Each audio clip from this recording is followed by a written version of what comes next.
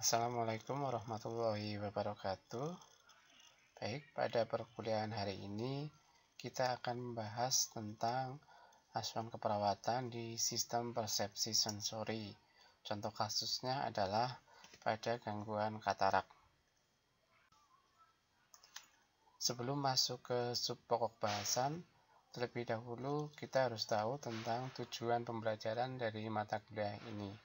Yang pertama, mahasiswa dapat mengetahui tentang definisi dari katarak. Yang kedua, mahasiswa dapat mengetahui tentang etiologi dari katarak. Kemudian mahasiswa dapat mengetahui tentang manifestasi klinis, patofisiologi, pemeriksaan penunjang, dan komplikasi dari gangguan katarak. Selanjutnya kita masuk ke sub pokok bahasan. Yang pertama tentang definisi dari katarak. Definisi dari katarak adalah katarak merupakan suatu bagian mata yang kabur dan keruh pada area lensa mata yang disebabkan oleh penebalan zat-zat protein di dalam lensa itu sendiri. Ada juga beberapa yang menyebutkan bahwa katarak merupakan adanya kekeruhan atau bayangan seperti awan pada area lensa tanpa disertai nyeri yang berangsur-angsur penglihatannya menjadi kabur dan akhirnya tidak dapat menerima cahaya. Itu merupakan definisi dari katarak itu sendiri.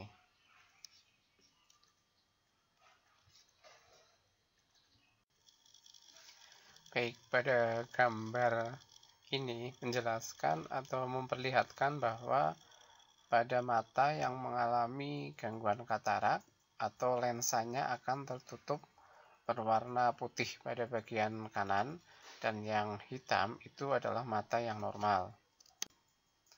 Nah, ini sekilas tentang respon cahaya yang masuk pada kasus dengan katarak. Kalau mata yang normal itu cahaya bisa sampai menembus di area retina tanpa adanya penghalang sehingga penglihatannya juga masih baik. Sedangkan mata dengan gangguan katarak itu karena di lensa terdapat penebalan lensa yang berwarna putih sehingga berkas cahaya yang masuk akan terhalang sehingga cahaya tidak bisa masuk sampai ke retina sehingga persepsi bayangannya tampak kabur atau tidak jelas. Kemudian kita lanjut tentang etiologi dari katarak. Ada beberapa penyebab terjadinya katarak. Yang pertama adalah dari degeneratif atau penuaan. Di proses penuaan ini terjadi kemunduran pada serat-serat lensa dikarenakan proses penuaan yang memungkinkan besarnya menjadi menurun penglihatannya. Yang kedua adalah trauma. Contohnya pada katarak traumatik seperti trauma tembus pada daerah mata yang disebabkan oleh benda-benda tajam, benda-benda tumpul atau radiasi yang terpapar oleh sinar X atau benda-benda radioaktif sehingga akan merusak pada area-area di lensa pada bagian mata. Yang ketiga adalah penyakit-penyakit sistemik. Contohnya adalah pasien DM, di mana pada pasien DM akan mengalami gangguan metabolisme tubuh yang secara umum akan mengganggu pada area retina sehingga akan menyebabkan terjadi kelainan pada pembuluh darah di area-area retina atau dinamakan retinopati. Yang keempat adalah defek kongenital. Defek kongenital ini adalah salah satu akibat dari infeksi virus prenatal dan katarak developmental terjadi pada tahun-tahun awal kehidupan sebagai akibat dari defek kongenital. Kedua bentuk ini disebabkan oleh beberapa faktor herediter, toksik, nutrisional, atau proses peradangan. Kemudian kita akan membahas tentang klasifikasi dari katarak. Yang pertama adalah katarak senil. Katarak senil ini adalah katarak pada semua kekeruhan lensa yang terdapat pada usia lanjut, yaitu usia di atas 50 tahun. Pada katarak senil ini akan terjadi degenerasi lensa-lensa mata secara perlahan-lahan. Kemudian tajam penglihatan akan menurun secara berangsur-angsur sehingga tinggal proyeksi sinar menjadi sedikit. Pada katarak senil terbagi menjadi beberapa stadium. Yang pertama adalah katarak insipiens. Katarak insipient ini dimulai dari timbulnya katarak akibat proses degenerasi lensa. Kemudian kekurangan lensa akan berbentuk seperti bercak-bercak keruh yang tidak teratur. Kemudian pasien akan mengeluh gangguan penglihatan seperti penglihatan ganda atau penglihatannya kabur dan hanya melihat pada area satu mata saja. Pada stadium ini, proses degenerasi belum menyerap cairan mata ke dalam lensa sehingga akan terlihat bilik mata depan dengan kedalaman yang normal. Iris dalam posisi biasa disertai dengan kekurangan pada lensa. Tajam penglihatan pada pasien ini belum terganggu sepenuhnya. Stadium yang kedua adalah katarak imatur, di mana pada stadium katarak imatur ini lensa yang degeneratif mulai terserap cairan mata ke dalam lensa sehingga lensa menjadi cembung. Stadium ini akan menyebabkan terjadinya pembengkakan lensa yang disebut sebagai katarak intumescent. Pada katarak imatur, maka penglihatannya sudah mulai berangsur-angsur menjadi berkurang. Hal ini diakibatkan media penglihatan tertutup oleh kekeruhan lensa yang menebal. Stadium 3 atau katarak matur. Di stadium 3 ini merupakan proses degenerasi pada lanjutan dari lensa. Kemudian terjadinya kekeruhan pada seluruh area lensa. Tekanan cairan di dalam lensa sudah keadaannya seimbang dengan cairan yang ada di dalam mata, sehingga ukuran lensa akan menjadi normal kembali. Tajam penglihatan sangat menurun dan hanya dapat tinggal proyeksi saja.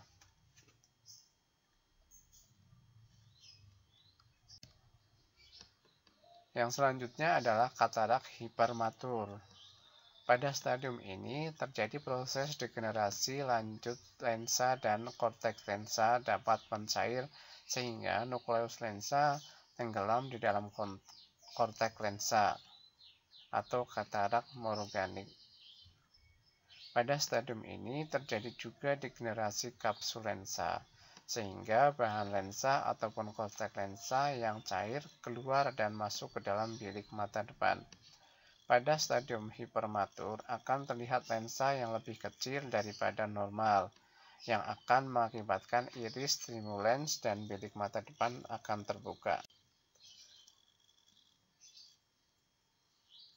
Kemudian jenis yang kedua adalah katarak kongenital. Katarak kongenital ini merupakan kekeruhan lensa yang didapatkan sejak lahir dan terjadi akibat gangguan pada perkembangan embrio intrauteri. Pada katarak kongenital yang terjadi sejak perkembangan serat lensa akan terlihat segera setelah bayi lahir sampai usia 1 tahun. Katarak ini terjadi karena gangguan metabolisme serat-serat lensa pada saat pembentukan serat lensa akibat gangguan metabolisme jaringan lensa pada saat bayi masih di dalam kandungan. Pada bayi dengan katarak kongenital akan terlihat bercak-bercak putih di depan pupil yang disebut dengan leukoria atau pupil berwarna putih. Ada beberapa jenis katarak kongenital, antara lain adalah katarak lameller atau zonular. Katarak ini pada permulaan perkembangan serat lensa normal dan kemudian terjadi gangguan perkembangan serat lensa.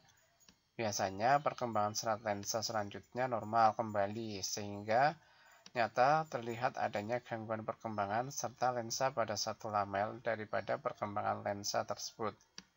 Katarak lamelar bersifat herediter yang diturunkan secara dominan dan biasanya bilateral.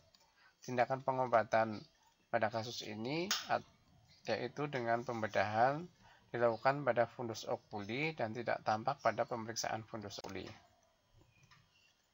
Yang kedua adalah katarak polaris posterior. Pada katarak polaris posterior ini terjadi akibat arteri hialoid yang menebal atau persisten pada saat tidak dibutuhkan lagi oleh lensa untuk metabolismenya. Ibu dan bayi akan terlihat adanya leukoria pada mata tersebut. Pada pemeriksaan akan terlihat kekeruhan di dataran belakang di area lensa. Bila dilakukan pemeriksaan funduskopi akan terlihat serat sisa arteri hialoid yang menghubungkan lensa bagian belakang dengan papil saraf optik. Adanya arteri hialoid yang menetap ini dapat dilihat dengan pemeriksaan ultrasonografi. Bila fundus okuli masih terlihat, maka perlu tindakan bedah pada katarak polar posterior ini, karena tidak akan terjadi ambliopia eksanopsia. Bila fundus okuli tidak tampak, maka dilakukan tindakan bedah iridektomi optik atau bila mungkin dilakukan lensenkomi. Ekstraksi linear ataupun disisio lentis merupakan kontraindikasi karena akan terjadi tarikan arteri hialoid dengan papil yang dapat mengakibatkan ablasi retina. Yang ketiga adalah katarak polaris anterior. Katarak polaris anterior atau piramidalis anterior akibat gangguan perkembangan lensa pada saat mulai terbentuknya plakoda lensa. Pada saat ibu dengan kehamilan kurang dari 3 bulan mendapatkan infeksi virus, maka amniolnya akan mengandung virus. Plakoda lensa akan mendapat infeksi virus sehingga rubella masuk ke dalam vesikel dan akan menjadi lensa. Pada pemeriksaan subjektif akan terlihat kekeruhan pada kornea dan terdapatnya fibrosis di dalam bilik mata depan yang menghubungkan kekeruhan kornea dengan lensa yang keruh. Kekeruhan yang terlihat pada lensa terletak di polus anterior lensa dalam bentuk piramid dengan puncak di dalam bilik mata depan.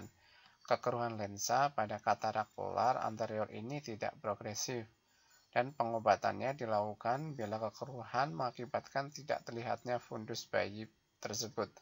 Tindakan bedah yang dilakukan adalah disisio lentis atau suatu ekstraksi linear. Yang keempat adalah katarak sentral. Pada katarak sentral ini merupakan katarak halus yang terlihat pada bagian nukleus embrional. Katarak ini terdapat 80% pada orang normal dan tidak mengganggu tajam penglihatan. Pengobatan tidak dilakukan pada katarak sentral karena tidak mengganggu tajam penglihatan dan fundus okuli dapat dilihat dengan mudah. Yang ketiga adalah katarak traumatik. Pada katarak traumatik adalah katarak yang terjadi akibat trauma lensa mata serta robekan pada kapsul sebagai akibat dari benda tajam. Apabila terjadi lubang yang besar pada kapsul lensa, maka humor aqueous akan masuk ke dalam lensa dan menyebabkan penyerapan lensa serta menyebabkan uveitis. Yang keempat adalah katarak juvenil.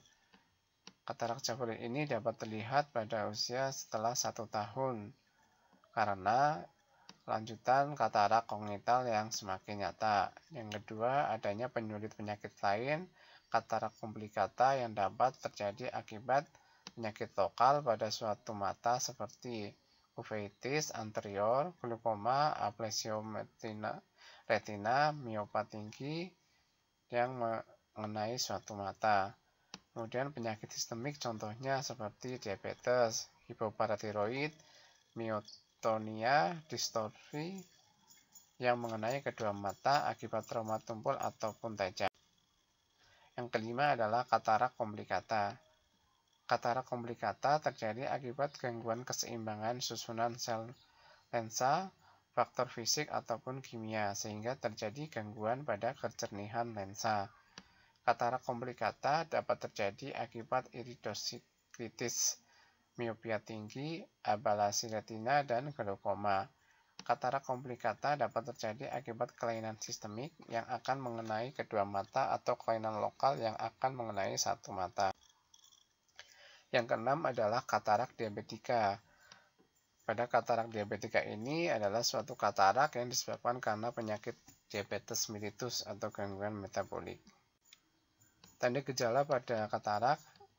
Gejala subjektif pada pasien adalah biasanya pasien melaporkan adanya penurunan ketajaman penglihatan dan silo serta gangguan fungsional yang diakibatkan oleh kehilangan penglihatan. Kemudian gejala objektif biasanya pengembunan seperti mutiara keabu-abuan pada pupil sehingga retina tidak tampak dengan oftalmoskopi. Ketika lensa sudah menjadi opak, cahaya akan diledarkan dan bukan ditransmisikan dengan tajam melalui bayangan terfokus pada retina dan hasilnya adalah pandangan menjadi kabur atau redup. Pupil yang normalnya hitam akan tampak abu-abu atau putih. Penglihatan seakan-akan melihat asap dan pupil mata seakan-akan bertambah putih. Pada akhirnya, apabila katarak telah matang, pupil akan tampak benar-benar putih sehingga refleks cahaya pada mata menjadi negatif. Gejala umum pada katarak ini meliputi penglihatan tidak jelas seperti kabut yang menghalangi objek. Gangguan penglihatan bisa berupa peka terhadap sinar atau cahaya, dapat melihat double pada satu mata, memerlukan pencahayaan yang terang untuk dapat membaca. Lensa mata dapat berubah menjadi buram seperti kaca susu, kesulitan melihat pada malam hari, melihat lingkaran di sekeliling cahaya, dan penurunan ketajaman penglihatan. Patofisiologi dari katarak.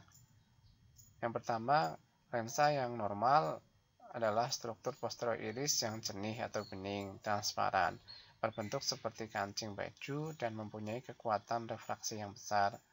Lensa yang mengandung 3 komponen anatomis, pada zona sentral terdapat nukleus di perifer korteks dan yang mengelilingi keduanya adalah kapsul anterior dan posterior.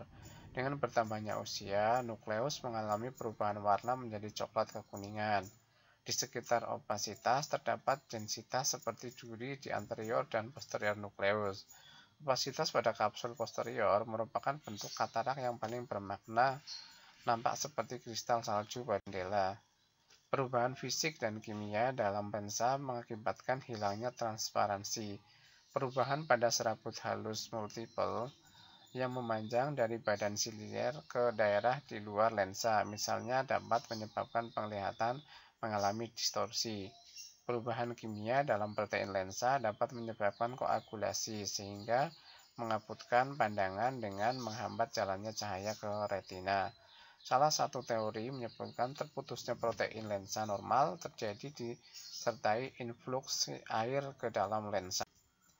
Proses ini mematahkan serabut lensa yang tegang dan mengganggu transmisi sinar. Teori lain mengatakan bahwa suatu enzim mempunyai peran dalam melindungi lensa dari degenerasi. Jumlah enzim akan menurun dan tidak ada pada pasien yang menderita katarak. Katarak biasanya terjadi bilateral namun mempunyai kecepatan yang berbeda. Dapat disebabkan oleh kejadian trauma maupun sistemik seperti diabetes, namun sebenarnya merupakan proses penuaan yang normal. Kebanyakan katarak berkembang secara kronis dan matang ketika seorang memasuki dekade ke-7. Katarak dapat bersifat kongenital dan harus diidentifikasi lebih awal, karena bila tidak terdiagnosa dapat menyebabkan ambliopia dan kehilangan penglihatan permanen. Faktor yang paling sering menyebabkan terjadinya katarak meliputi sinar UV, obat-obatan, alkohol, merokok, diabetes, dan kurang waktu dalam penyembuhan yang lama. Untuk pemeriksaan penunjang pada pasien katarak, yang pertama biasanya dilakukan dengan kartu Snellen atau mesin telebinoklear test untuk mengetahui tes ketajaman penglihatan dan sentral penglihatan. Yang kedua, dilakukan tes lapang penglihatan bila mungkin terjadi penurunan yang disebabkan oleh massa tumor pada hipofisis ataupun otak ataupun patologis arteri cerebral. Yang berikutnya adalah pengukuran tonografi untuk mengkaji tekanan intraokuler pada area mata.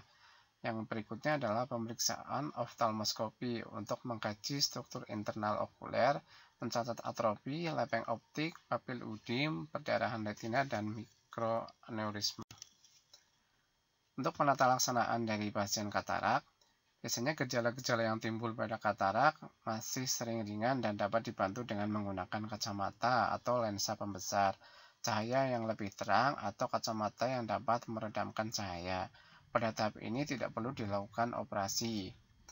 Untuk tindakan operasi katarak merupakan cara yang efektif untuk memperbaiki lensa mata, tetapi tidak semua kasus katarak ini memerlukan tindakan operasi, tergantung dari stadium dari katarak tersebut. Operasi katarak perlu dilakukan jika kekeruhan lensa menyebabkan penurunan ketajaman penglihatan sedemikian rupa sehingga mengganggu pekerjaan sehari.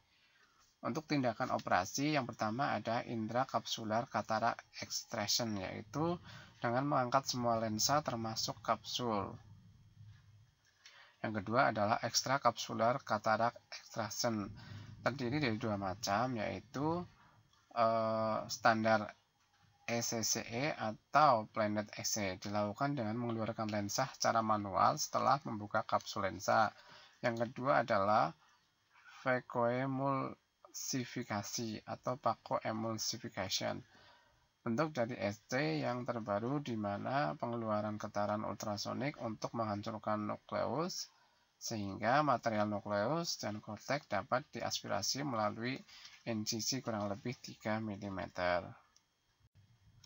Untuk komplikasi dari katarak ini biasanya terjadi nystagmus dan strabismus, dan bila katarak dibiarkan maka akan mengganggu penglihatan dan akan menimbulkan komplikasi yang berupa glaukoma atau uveitis.